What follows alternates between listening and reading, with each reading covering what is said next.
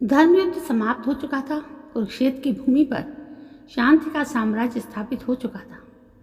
पर एक प्रश्न अभी भी अनुत्तरित था। क्यों अक्सर औलाद अपने माता पिता को बुढ़ापे में अकेला छोड़ देती जब उन्हें सबसे ज़्यादा ज़रूरत होती है?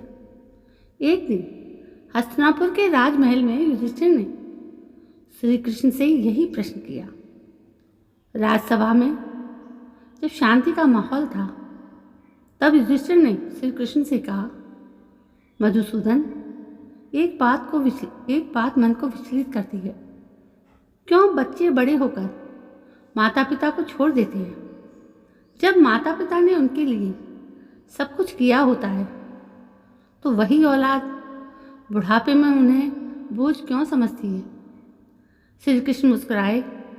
उन्होंने धीरे से कहा, धर्मराज, इसका उत्तर देने के लिए तुम्हें एक कहानी सुनानी होगी, एक साधारण गृहस्थ की कथा जिसमें उत्तर छिपा है। गोविंदपुर नामक गांव में हरिदास और गौरी नामक एक दंपत्ति रहते। साधारण किसान थे, पर उनका जीवन श्रम और प्रेम से भरा हुआ था। 3 बेटे थे, विजय, शेखर और अमन। हरिदास ने खेतों में खून पसीना बहाया और गौरी ने घर संभाला, बेटों को पढ़ाया, अच्छी शिक्षा दी। धीरे धीरे तीनों शहर चले गए, नौकरी में लग गए। हरिदास और गौरी अकेले रह गए। शुरू शुरू में बेटों के पत्र आते, फिर फोन, और फिर सब खामोश हो गया। एक दिन गांव में बाढ़ आई, घर गिर गया, फसलें बह गईं। मजबूर होकर हरिदास ने अपने बेटों को फ़ोन किया। विजय बोला, पापा, मैं अभी बहुत बिजी हूँ, कोई व्यवस्था कर लीजिए। शेखर ने कहा, मैं पत्नी से पूछे बिना कुछ नहीं कह सकता। अमन ने तो फ़ोन उठाना भी बंद कर दिया। गांव वालों की मदद से वे किसी तरह शहर पहुंचे। बेटे 1-2 दिन घर में रखने को तैयार हुए, पर फिर कह दिया, आप वृद्धाश्रम चलिए, वहाँ आपकी देखभाल अच्छी होगी। कहानी सुनाकर श्री कृष्ण कुछ क्षण चुप हो रहे। युधिष्ठिर ने कहा, मधुसूदन, ऐसा क्यों होता है? क्या ये पुत्रों का दोष है? श्री कृष्ण बोले, धर्मराज, दोष केवल औलाद का नहीं है, यह तीनों बातों का परिणाम है। सबसे पहला, स्वार्थ की वृत्ति। आधुनिक जीवन में स्वार्थ प्रमुख हो गया है। लोग रिश्तों में लाभ ढूंढते हैं, सेवा में नहीं। दूसरी बात, पालन में, जो बच्चों का लालन पालन होता है उसमें विसंगति। माता पिता बच्चों को सुख देना सिखाते हैं, सुख देना सीखते हैं, संघर्ष नहीं। वे कर्तव्य नहीं, अधिकार सिखा देते हैं। तीसरी है संस्कारों की कमी। जब बच्चों को बचपन से वृद्धजनों का आदर नहीं सिखाया गया तो वे बुढ़ापे को बोझ समझने लगते हैं। वृद्धाश्रम में हरिदास रोज तुलसी के पौधे को जल देता और गौरी चुपचाप खिड़की से बाहर देखती। एक दिन एक नौजवान वहां आया, अमन का बेटा राहुल। राहुल ने दादा दादी से कहा, पापा कहते थे कि आप परेशान करते हो, पर मुझे आपसे मिलना था।